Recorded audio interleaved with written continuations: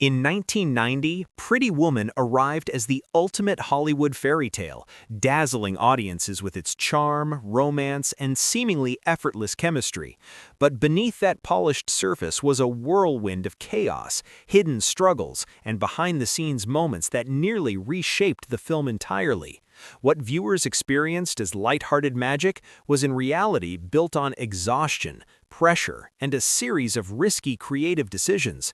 At the center of it all was Julia Roberts, whose radiant performance masked a far more difficult reality.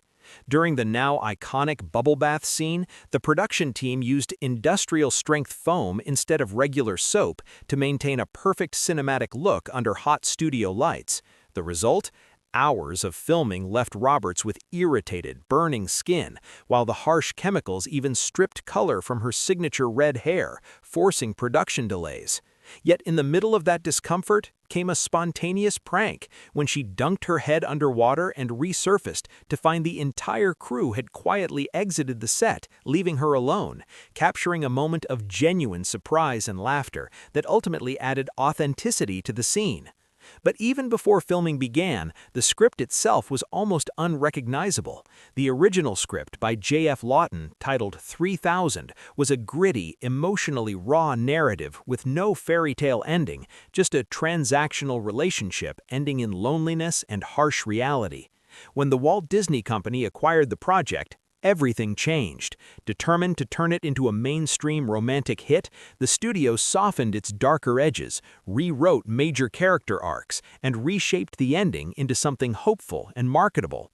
What emerged was not just a rewrite, but a complete transformation of tone, from bleak realism to glossy escapism, effectively redefining the romantic comedy genre for years to come. Even casting was far from certain. Roberts, then relatively unknown, was considered too intense and unpolished for the studio's new vision. For a brief period, she was removed from the project entirely, with more established actresses being considered. But director Gary Marshall stood firm, convinced that her vulnerability and natural charm were essential to the story. His instinct proved right, but it didn't make the journey easier for Roberts. Behind the scenes, she struggled with overwhelming anxiety. Crew members recalled her trembling before takes, battling visible nerves, and even breaking out in stress-induced hives. During emotionally demanding scenes, her fear became so intense that production occasionally had to pause, with Marshall stepping in not as a director, but as a calming presence, telling jokes, easing tension, and helping her regain composure. Ironically, it was that very nervous energy that translated into the vulnerability audiences fell in love with. Meanwhile, Richard Gere was far from an obvious choice for the role of Edward. Initially dismissing the script as superficial, he turned it down multiple times. It wasn't until a casual meeting with Roberts, where she famously passed him a handwritten note asking him to say yes, that he reconsidered. That moment sparked a connection that would define the film. Gere didn't just act in the movie, he contributed creatively as well, composing and performing the piano piece featured in one of the film's most intimate scenes, adding an unscripted layer of authenticity to his character. Some of the most memorable moments in the film weren't planned at all. The famous jewelry box scene where Edward snaps the lid shut on Vivian's fingers was completely improvised. Directed by Marshall to surprise her, Gere acted on impulse, and Vivian's reaction was entirely genuine.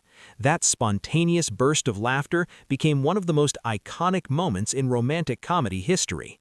What audiences didn't see, however, was the risk behind it. The necklace inside the box was worth $250,000 and guarded constantly, meaning one wrong move could have caused a costly disaster.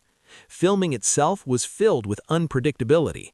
Roberts had limited driving experience, yet was placed behind the wheel of a luxury sports car in scenes that required precision and confidence. Off-camera, crew members stood ready to intervene as she stalled, swerved, and narrowly avoided collisions.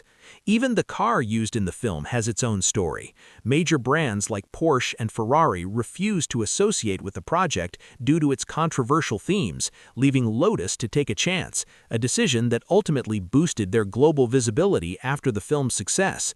Adding to the chaos, several scenes were shot without full permits, forcing the crew into quick, almost guerrilla-style filming to avoid interruptions. Much of what was filmed never made it to the final cut.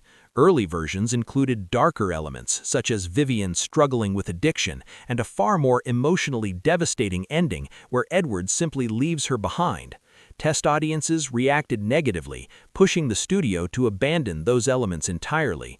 What replaced them was a carefully crafted fairy tale conclusion, one that didn't exist until late in production, when Marshall personally rewrote the ending to give audiences the emotional payoff they craved.